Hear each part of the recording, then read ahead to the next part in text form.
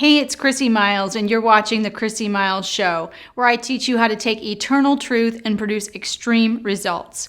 In today's episode, I'm going to share with you 4 ways to recover from a bad day. I know the last thing you want to do when you had a bad day is evaluate it, but the faster you figure out what went wrong, the quicker you can fix it.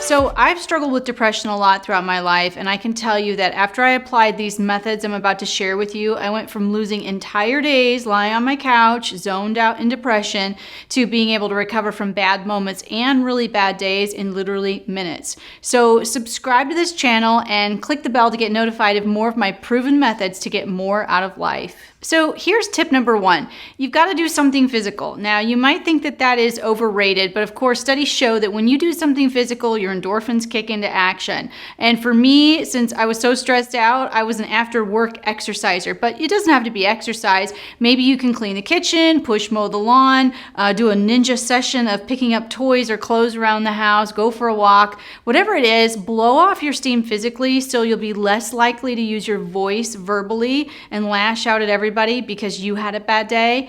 Don't make your bad day their bad day. 30 more minutes added to your schedule when you normally get home is worth it if you can come home without the pressures of the day kind of weighing you down. So what's your favorite activity? How do you blow off steam after a bad day? Let me know in the comments below what you like to do to get rid of the stress of a bad day. So here's tip number 2, make plans not to be alone.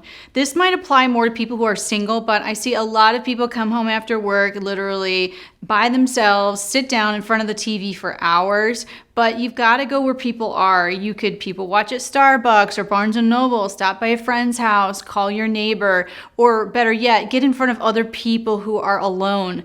You know, I know we want to veg out when we've had a bad day, but sulking about how miserable your day was only really makes things worse, and it can kind of lead to more negative behavior. But here's tip 2.5, because maybe you have a family and you feel like you're never alone. So in this case, you actually have to schedule time to be alone. And my recommendation, if you're just starting out, is carve out 5 or 15 minutes to pray, meditate, clear your thoughts, cast your cares to someone else, and then continue on with your day. Of course, the most successful people in the world schedule time to think. And if you've had a bad day, you'll need to process it if you really want to successfully recover.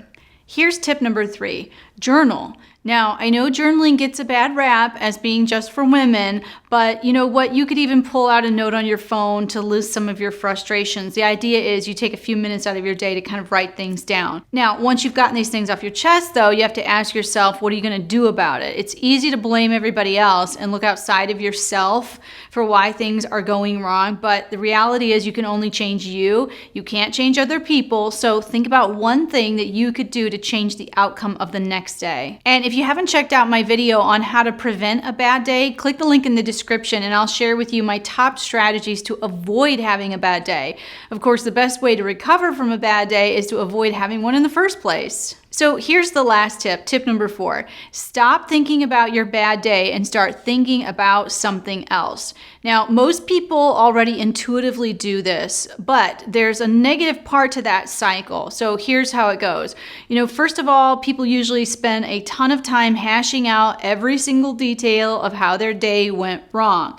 Then once they get tired of that, they start suppressing those emotions and then usually switch to something kind of busy to take their mind off of things.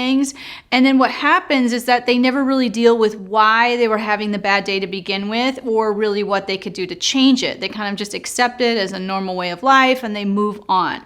But here's how you can tell if you are burying your problems in your bad day instead of dealing with them. Do you ever have the radio or television going on at all times of the day and night because you hate it when it's quiet? Do you schedule as many social activities as you can almost every night of the week because you can't stand being home alone or being home?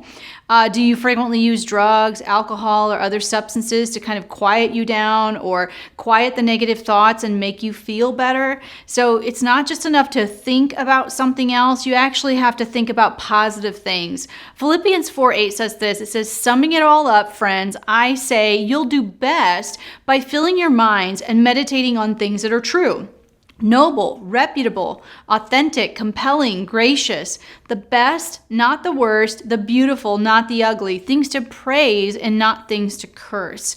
Not thinking about your bad day won't really do anything to prevent you from having more bad days. It kind of just postpones the snowball effect of more bad days unless you actively begin thinking about good things.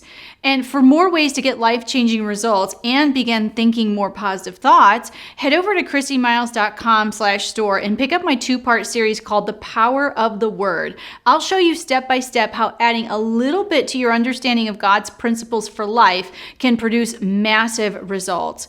Also, click the link in the description and check out my YouTube episode called 5 Steps to Fast Track Your Results. It's where I'm going to show you how you can begin seeing faster results whenever you start something new. I hope you enjoyed these tips on how to recover from a bad day. If you like this video, hit the thumbs up button, and if you know somebody who's consistently having bad days, share this video with them. It might just be what they need to get them jump started in a different direction. And if you haven't done so already, make sure you hit the subscribe button on this channel for new episodes each Tuesday where I teach you how to get more out of life.